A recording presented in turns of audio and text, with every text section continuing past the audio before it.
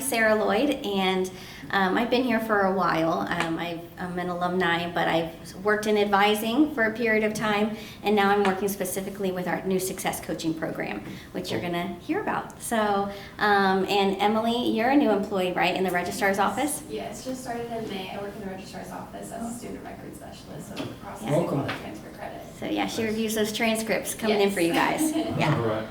So we'll walk through some things,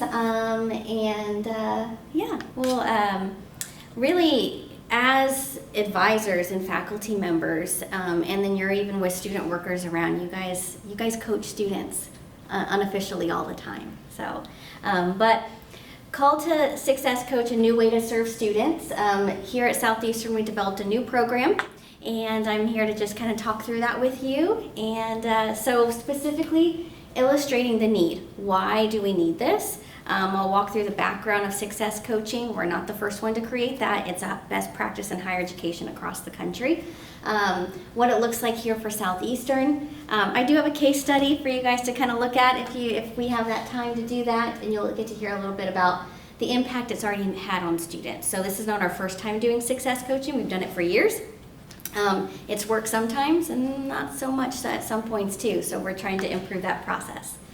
So specifically what we're focusing on is our students on academic probation. So if you've read about the description of success coaching or received an Insight SCU, we'd love to offer success coaching to all of our students, but we only have so much resources and time, like you kind of mentioned. So we're focusing on our students that have that GPA below a 2.0. So what that looks like, I know all of you see our freshman students, whether that's through transcripts or our students in the flesh, they're navigating a new adjustment, new faces and new spaces. It can feel a little bit overwhelming. There's new expectations set for them. It's not mom and dad's normal expectations, or even if they're an older student, it's not their spouse. They may be may not be prepared. They're having to adjust socially, not just academically. They might be feeling some homesickness. Financial needs can really put a big pressure on these students. It is pretty expensive to go to college, despite our scholarships. And believe it or not, I'm sure you hear about this, these students experience some major life obstacles in their first year of college. Death in the family, other various things. So having to navigate all of this, every one of our students experience this. So how well do they navigate it? Some students do well, some students not so well. The students that struggle maybe are afraid to ask questions. They're unsure of the resources that are available to support them. They get this idea that a faculty member is intimidating. Maybe they shouldn't knock on their door. Maybe they got a low grade in their exam, and they're like, well, how do I recover this? And they just get anxious and don't know how to manage their time.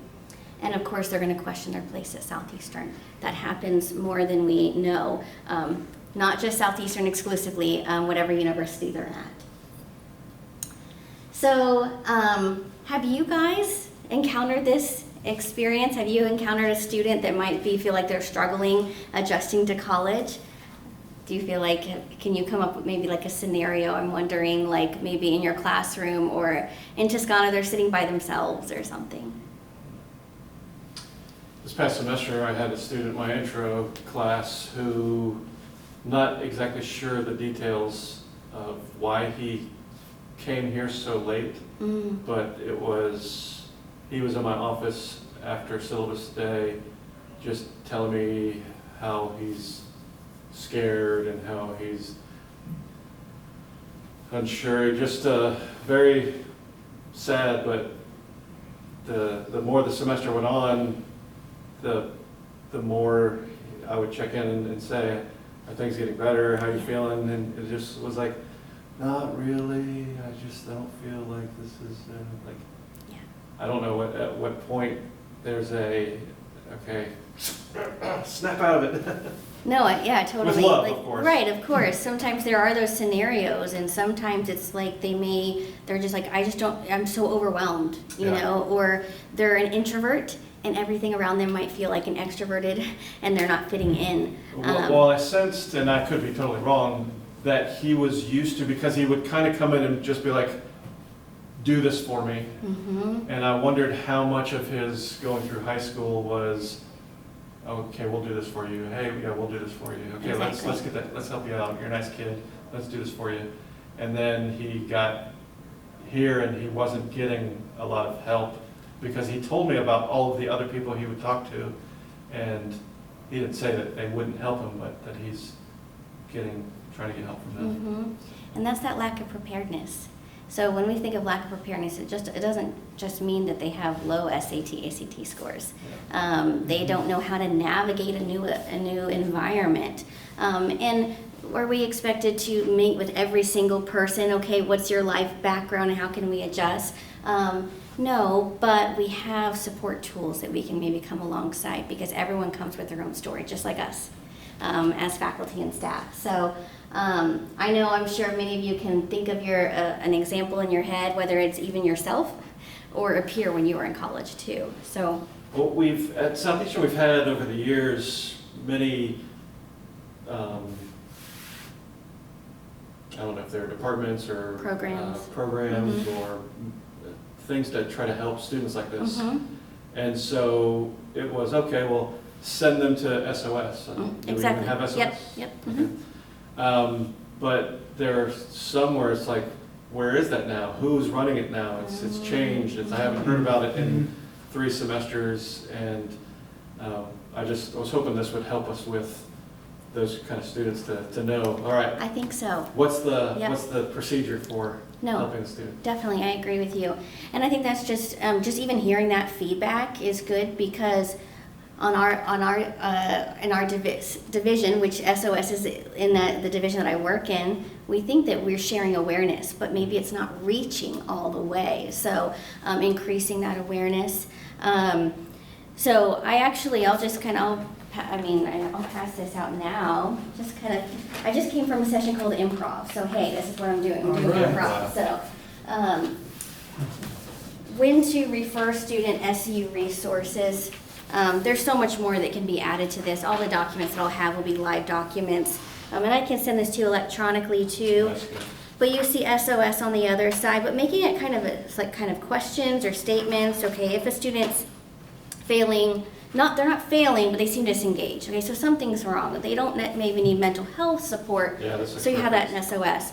So all the directors of this area, we compiled this together. So this is an example of a tool. Really what I'm going to share with you today is it's not just like, okay, this is information about our success coaching program. It's just to spark ideas because what we're doing here is for probation students, but I'm also going to offer these tools indirectly when I can to students that aren't on probation. I would love for this to expand to all of our students too. So these tools here, or it's tool? The program, Okay. the whole program. This is available to every single person. I notice there's no early alert on here. So early alert, that's a good point. So early alert is a tool. We've submitted early alerts in the past, and it just, not sure that Sure. it didn't help with this Yes. particular student, it didn't seem. I've heard feedback on that. Yeah, they And sent me, there's a thing out there, and I picked it up, and same thing, like I have sent it, and the students have even said they haven't gotten any, like, I've never seen be like, you sent me an early alert, like, I don't know, I'm thinking of. I mean, this yeah. yeah. And we've received feedback and all this, academic advising, SOS, retention, ACE, and ADA, and then success coaching, and I might be missing one. That's all in an area that I work in. There's more departments on here just because we collaborate with other areas. Early alert is a tool that is housed under retention and SOS. Okay. So even this conversation, I've heard this feedback, I've brought this up in our directors team meeting multiple times this summer. We're thinking, we're brainstorming, we're trying to make it better for you guys. And I'm not No, but I'm I agree. trying I to agree. figure out how And to best help them. yeah, so but early alert is a way to kind of, ping, right? To like, hey, something's wrong, they're not engaged, they're not attending, or something's off. When it comes to, from my understanding, when it comes to attendance and participation, it goes to the retention office. If it's social or mental health, it goes to SOS. And they reach out to the student. Oftentimes, students are quiet and they're not responsive. So maybe from my understanding, they reach back out to the professors. Maybe it's not as much as it should be, so that's something we're going to work on too. But this success coaching program is an addition to the early alert. So the early alert is a tool under those two areas, but I could probably clarify that on here. But I love our conversation so far. So kind of want to walk through. So we talked about the students that are struggling, right? Some students struggle so much in their first semester that they find their cumulative GPA below a 2.0. Were you one of those? Yeah. I could have been if I kept in the science biology major in my first semester, but I switched. But yeah, like look where you are today, right? The student is placed on academic probation when their cumulative GPA is a 2.0. So after that first semester, we have quite a few students find themselves on that. It's not the end of the story. Students think it is, so I'd like you to maybe just consider, and I'm sure you can already understand, and I know you can from firsthand experience, that as they get their probation standing at the end of the spring semester, they're about ready to come into their fall semester. What are they feeling? Uncertain of their future success, next steps. Maybe they don't have that motivation. They're like, I'm going to fail again anyway. Questioning their place, just questioning overall. To give some insight, what do we currently do for our probation students directly? We do all of this, the paper that I just provided you, to all of our students, but what's our direct support for probation students? I don't want to say it's just this, because this is valuable, but it is just this right now. Our academic advising office, great office, provides them course scheduling support, encourages them to register for courses they repeat to improve their GPA. Students can't self-register, so they're reliant on their advisor, which is good. There's a reason for it, but still, they can't do it immediately. They also have an academic success portfolio, a tool in MyFire. I can dig into that at another point if you're interested. So that's what we're doing right now. We knew that there had to be more. We need to do more because our probation students, we want them to have a sense of belonging, we want them to feel successful, and we want them to retain. We want our retention numbers to go well. It's not just for us, but we want them to graduate. Consider how they may feel if someone stepped alongside them in their journey, which is what I'm talking to you about today. They will likely feel seen and not alone, encouraged and motivated. What will they experience? Consistent, holistic support, accountability, someone that can help them develop goals, and someone that can refer them to these resources. Students aren't going to just knock on the door of tutoring on their own if they have Fs in their because they have that sense of shame. Sometimes it's not exclusive, but someone that can serve and support them. So with that, coming alongside a student, let's explore a new solution. I've already kind of alluded to it, but success coaching. So we've done success coaching before at little points here and there, but it's worked, maybe it hasn't worked at times. We're making it more of an expansive reach across the campus and beyond, actually, so where everyone can be involved if they would like to be. So success coaching is guided student support where you have a staff or faculty member come alongside the student and meet with them once a week, provide personalized support, creating a personalized plan over one semester to help them to return to good academic standing. It may sound like a lot, it really isn't. As I go through it, it may seem some, but really you're sitting with them, listening to them. How are you doing? What got you to this place? I'm here to support you, and they experience consistency week after week. I'll dig into it, but a 30-minute meeting and helping them achieve their goals. So it's to improve their academic performance, support personal development, achieve academic success, get off probation, because the longer you're on it, you're not going to be able to stay. Because we want to conserve their money too. So when thinking about what we're doing, we want to make sure any new initiatives we do aligns with the purpose of Southeastern. So we know our mission is to help students develop and discover the divine design. These students have encountered a hurdle in discovering it. It's God still working within them, but they feel down and they're struggling. So we're going to help them along with that. And then with faith integration, which may look different than another university, we provide them with prayer and scripture-based encouragement through those weekly meetings as desired and as needed. And you can see here our values, Christ-centered encouragement and wisdom. We nurture students' divine design as SEU educators, as well as our other two values here. So how do we apply success coaching? So are any of you familiar with just coaching in general, apart from the field, which I think it's connected to it, but like life coaching or success coaching? Okay. But I'm sure it's probably the same. You'll probably tell me that some of the pieces are the same. So with success coaching, best practices out there, there are theories that support it, or support and challenge theory. There's a balanced approach when working with students or providing them support and challenge. We have our self-regulation, metacognitive theory, and then our GROW model, which helps us developing those, supporting students with developing goals and achieving them. I have more information on that up here, but I won't dive into all that now. A coaching quadrant. So I learned about this summer. I found it to be very interesting. I learned it from another colleague in the field. So we have counseling and consulting on the left-hand side, coaching and advising, mentoring. So in an ideal best practice, coaching is that top right-hand quadrant where we're looking towards the future. Who are you becoming? Who are you developing into who God's called you to be? We're not necessarily telling them, this is what you need to do. You have to go to the registrar's office. You have to fill out a planner when you do scheduling. Sometimes that'll be needed because they just don't know the answer. And so I think at the beginning you'll tell them, you'll give some direction like advising would do. But coaching is asking and exploring. Having them help understand and develop being able to have that self-authorship and develop those good answers for themselves. So asking powerful questions. So powerful questions is a big piece.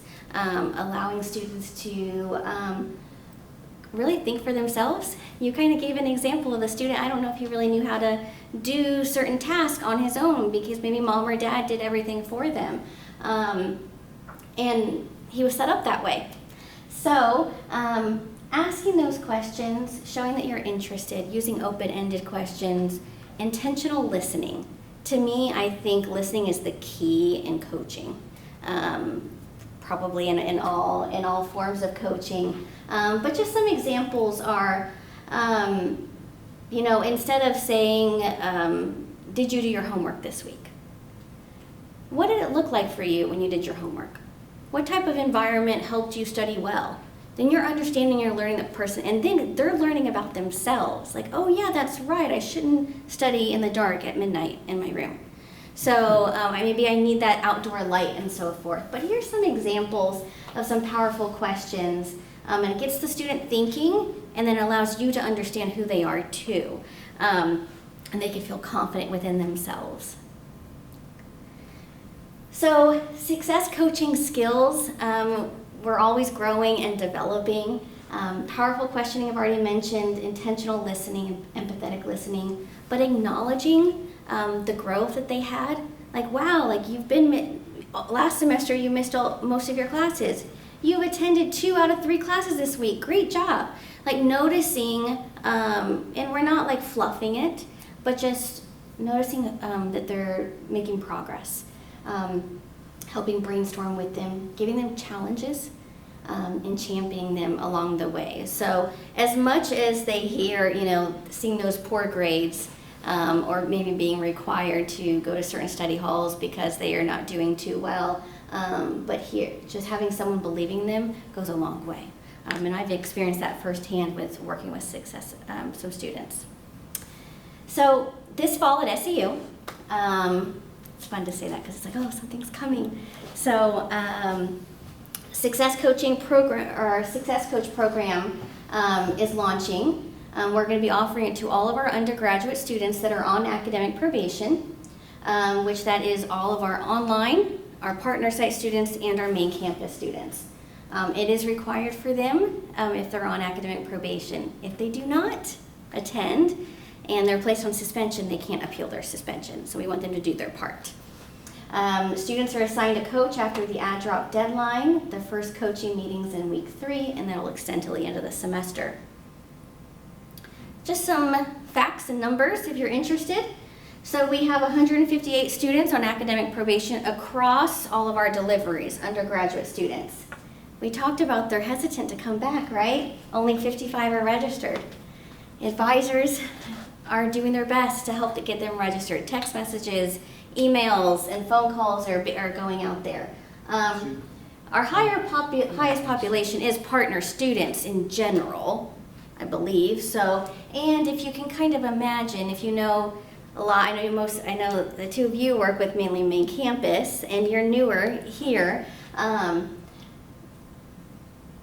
But the setting is different, right? Our online students, they're just by themselves out at their house somewhere across the country. Partner site students, some of them, we try to make them feel connected and engaged to the university. And some of them may have the support like we have here on campus at their sites, some may not. All of our partner site students have access to our Southeastern support. So, but these 40 students, they're on campus and they have complete access, just like all of them do, but it's at their fingertips on the main campus. So we are hoping that number goes up, and then we want to retain them. Did these numbers surprise you guys at all? Did it make sense? Yeah. It's not a shock, but Yeah. Unfortunately, I'm not sure. Oh, and what I didn't mention is, because someone asked me this summer, because I've done a couple of trainings for success coaches. I had a freshman English comp professor said, how many of our students are freshmen? About 85%. That makes sense, right? I would hope that they don't continue on, and they really couldn't unless they work the system. I mean, they not work the system too much. I did have a senior that was on probation, but she graduated, so happy about that. But it's that adjustment to college. So it's that holistic experience. If students are on academic probation, it's likely it's not because of their intellect. So maybe there may be some pieces that they're struggling in understanding certain concepts, but that social connection and maybe mental health or just family back home. So I want to give you some insight of what it looks like to be a success coach. If you're interested in being a success coach, you can, but this is not just about recruiting success coaches. This is to give you information of what's happening at the university.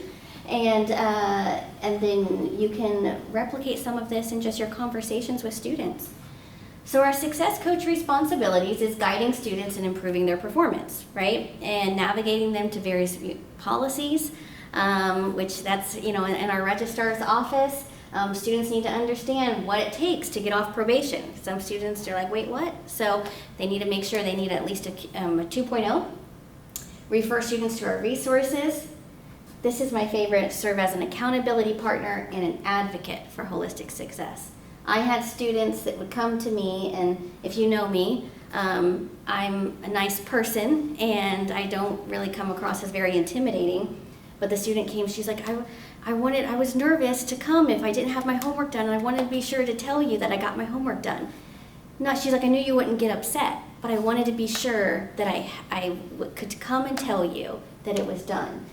If they didn't have that person, they'd be like, well, miss it again this week and the next week. So our framework with our success coaching, I'm going to go ahead and just pass this out to you guys.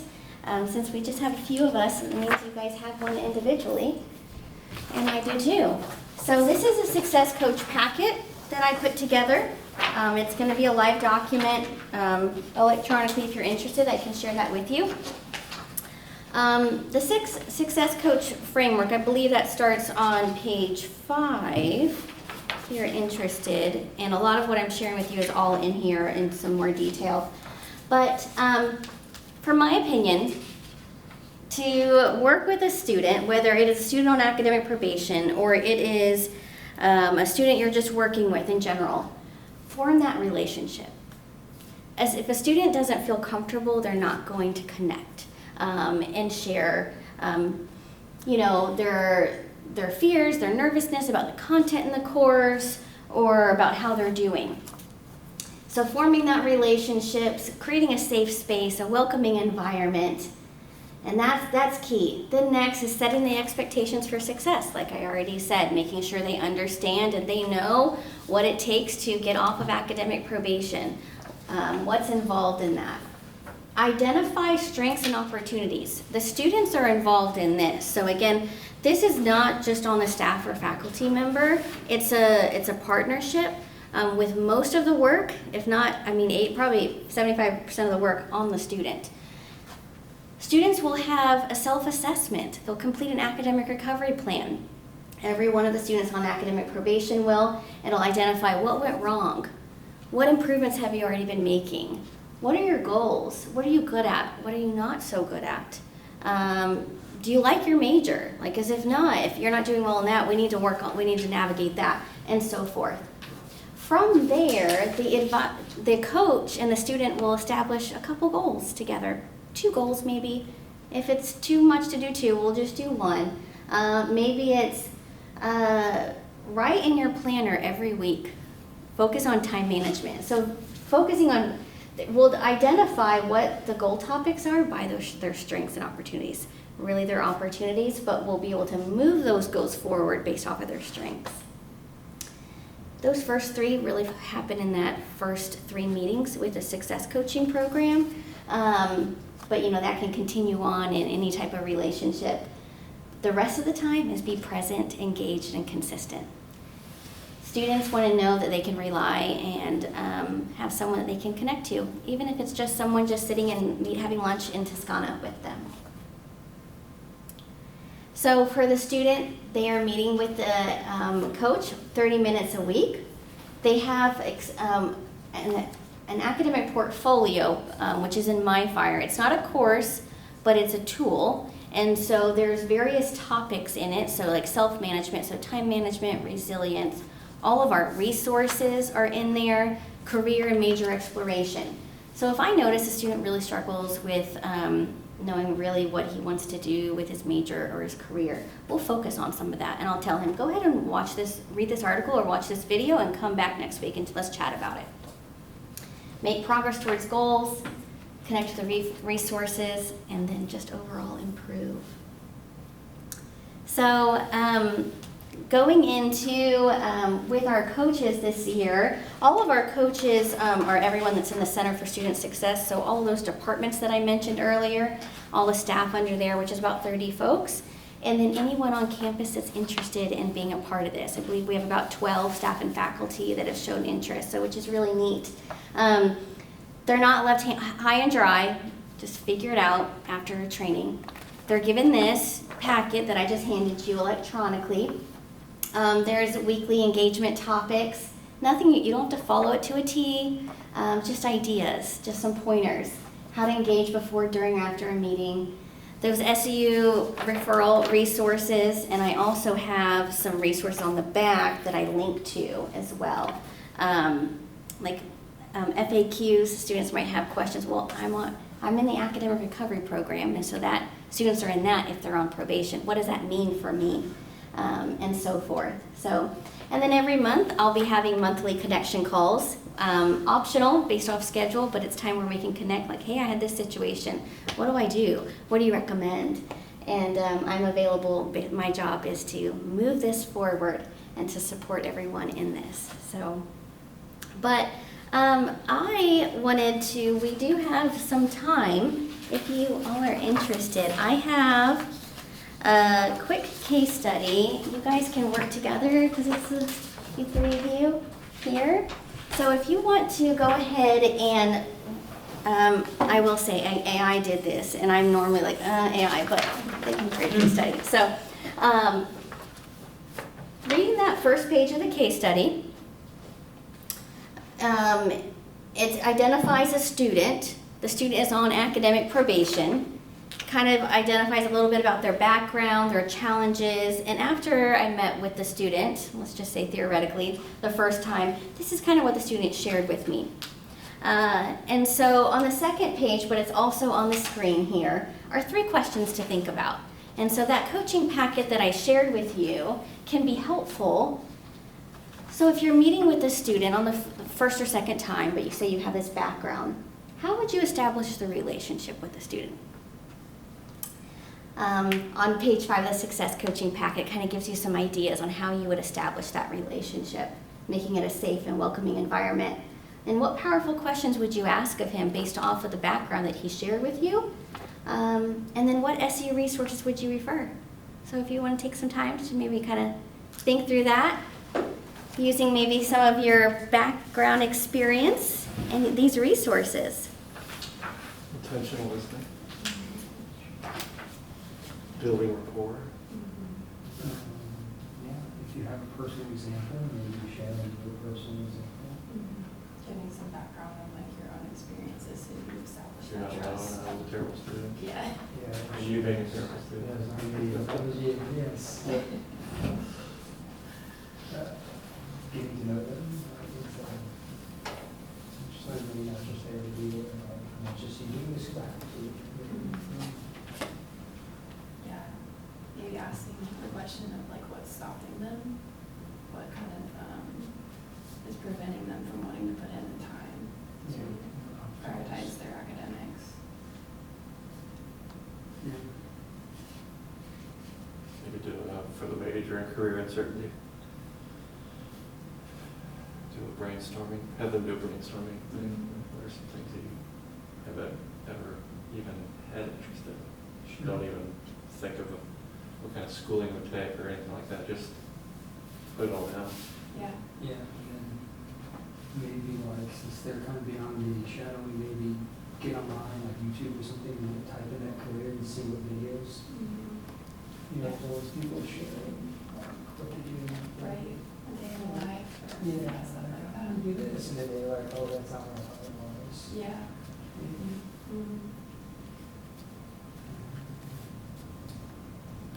I think family expectations is a big one.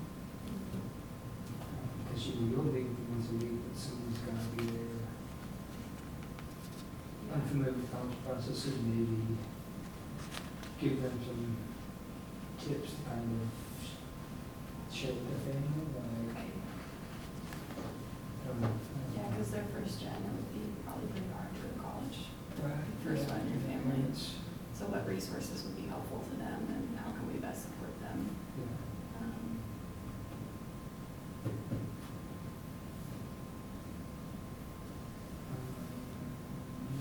Unsure if he could approach his professors for help like he did in high school. I would warn him, never talk to the professor. Never talk to them. Let them sit up there and pound on their The ivory towers. their ivory tower. There. How dare you ask me a question? So I heard you guys share a little bit. I heard a little bit of background, but so how would you establish the relationship? What would be those? Student comes in, what would it look like for you? Ask him questions. Well, first, I mean, if this was a first, We'll say it's a Meeting. first meeting. try to put him at ease Yeah. and help him feel comfortable, and that while he looks intimidating, he's actually a teddy bear. Sometimes. Yeah, making jokes. Yeah, that helps. Yeah. And then, so And I, asking questions, open-ended questions that take the focus, like he's here for his probation, Mhm. but it's not like police probation. He's not committed a crime.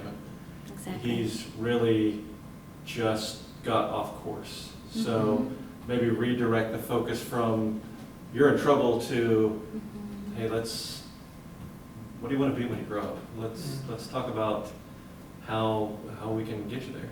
I like that. Let's help you. Maybe also like, hey, what's one thing you really like so far about SEU? Because I think you talked about like, am I supposed to be here? Like SEU, like, I mean, like all places, not a negative, but like, I know sometimes like our new students, they walk into a class that like, and there's like groups. I don't want to use the word cliques because that's the wrong word, but like there's already a group Yeah. established, Yeah. or especially if we have a lot of athletes in the major, that's an automatic connection. They've already You've got connected. some new person walking in and there's like 7 athletes over there talking, and then they're talking to me or Professor Strauss because they know us, so I think maybe there's going to be that, like, and I'm supposed to ask them, like, hey, what's one thing you really like so far about SU? And maybe trying to focus on that, and then based on that, suggest some other things, like, hey, Yeah. why don't you try to talk to those athletes and see, like, hey, what's your game schedule like? And maybe you show up to get, I don't know, like, just Yeah, something. finding maybe- something else in common,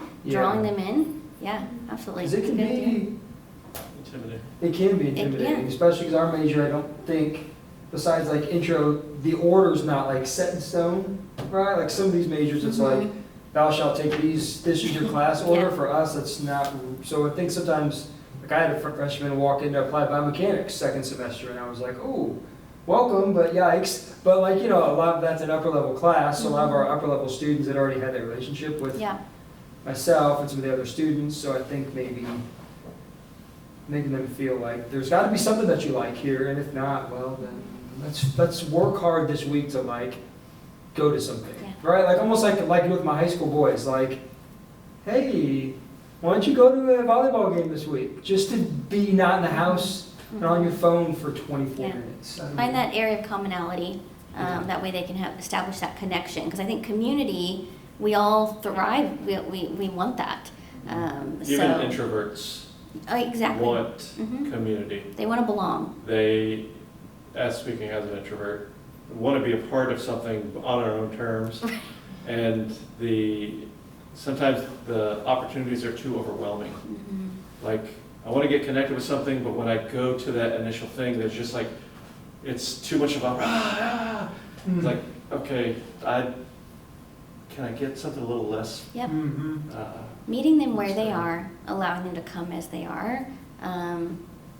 Yeah, I want to find more places and spaces on campus that allows for people to kind of just. You're right. Being SU, I in- think, can get like that. Like, Yeah, there's a lot of that, which like, is they're gonna walk fun. to chapel on Monday, like at the Yeah. furnace, and be like, "Oh, heaven!" Like, which is awesome. But I think, Like like, you're going to summer camp. yeah, I'm an introvert. Welcome like to you, summer camp. right? Yeah, Like, we like, need I'm a an space for introvert. both. Right, and I was So- just like, I don't think I really. Wow. Yeah. So yeah. So I think identifying, like, okay, there's a need for that. So what does that look like this semester? How can we find those spaces for those students? We've talked a lot about resources. What resources would you refer to this student? I think I set it up for a couple of them. Probably maybe first year experience. I don't know much about that one, What's your experience? I think definitely tutoring, just because like it said on the sheet that they don't really know that that's an option, and so giving Yeah. them that resource and how to get connected with that, especially being on academic probation, would definitely be super helpful. Definitely. Yeah, absolutely. ACE looks like a student struggling with time management skills. but Mm-hmm. yeah, that's. ACE or Brain Fuse. Mm-hmm. What's, Are you familiar with BrainFuse? BrainFuse is I'm our not familiar online with tutoring platform. Okay. I'm going to send you guys all the resources. I was like, I'm not familiar. I've never even. Yes, I should have put online next to it. So yes, it's a great platform.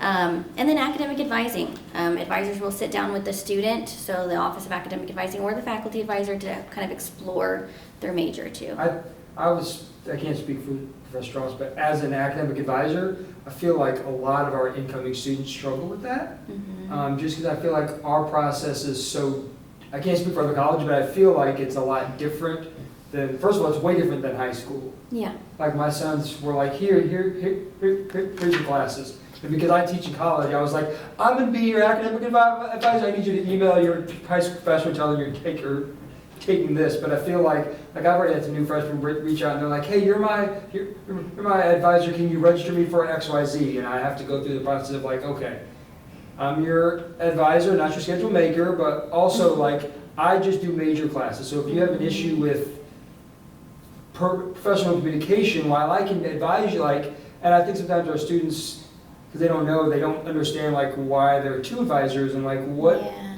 like Yeah. why don't you have the magic buttons? And I'm like, why? So I think that yeah, a lot of our students, when they first come in, that's their struggle, because they come to me and they're like, I need to register for next semester. I'm like, okay, well, what have you written down? In addition, we have a lot of student athletes who transfer in. And at their previous school, they may have actually been, because they're an athlete, enrolled for them because they're That's Yes. such a trying to big deal. maintain retention and all of Right. these things. And So we do it they differently. come here and they assume that Yeah, that's the way it happens. they show up and they're like, And make my schedule. It's like, I don't have the power to enroll you in classes. That's, like, you do that. Oh, that's Right. I like the point that you made though, is that's their impression. So it's not necessarily, sometimes it could be they're like, oh, you just do it for me.